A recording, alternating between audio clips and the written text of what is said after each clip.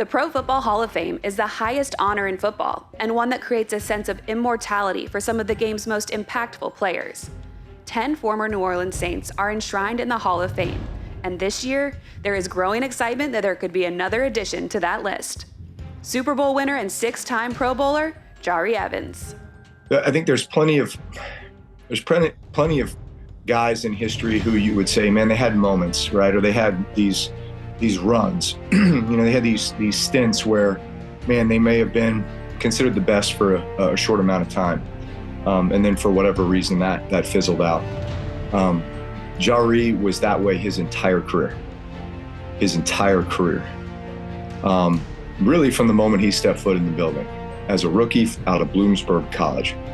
Evans has been defying odds throughout his career. He was drafted in 2006 in the 4th round from a small Division II school where the guard had a big impact.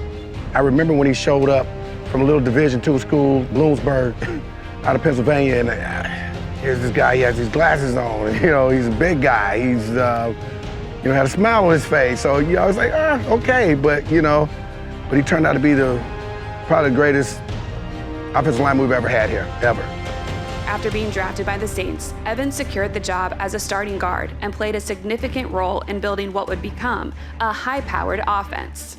This guy is very strong, and he can move very well for a big guy, for a guy to be that size.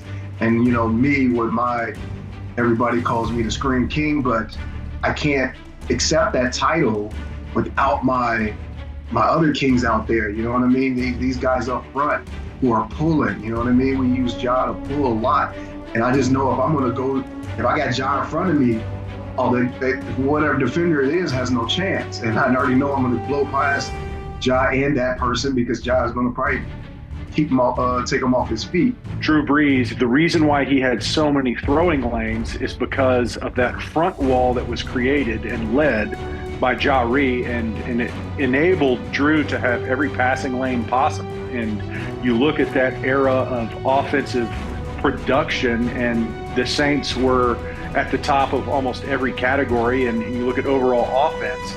And one of the main reasons why is because of the protection that was provided and the holes that were opened on the interior, and that starts with Jahri.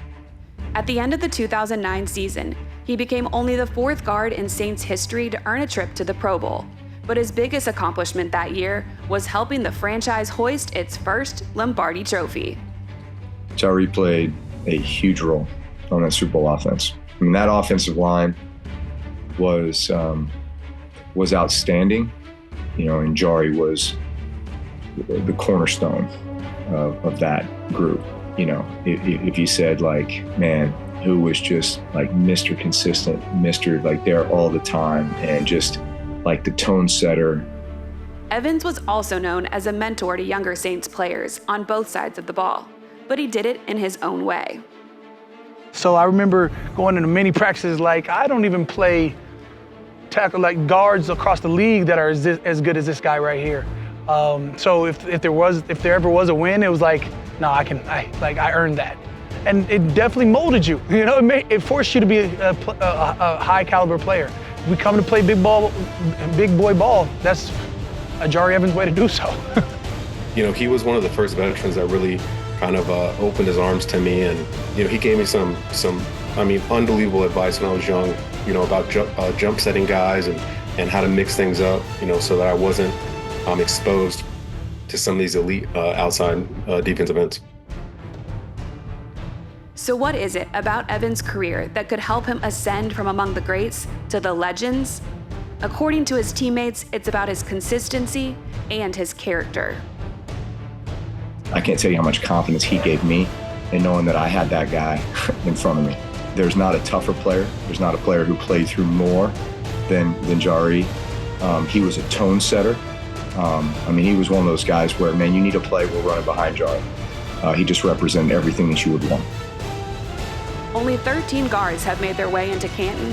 Evans will learn if he is the next legendary lineman to have his name etched in football history at this year's NFL Honors Ceremony taking place February 8th in Las Vegas.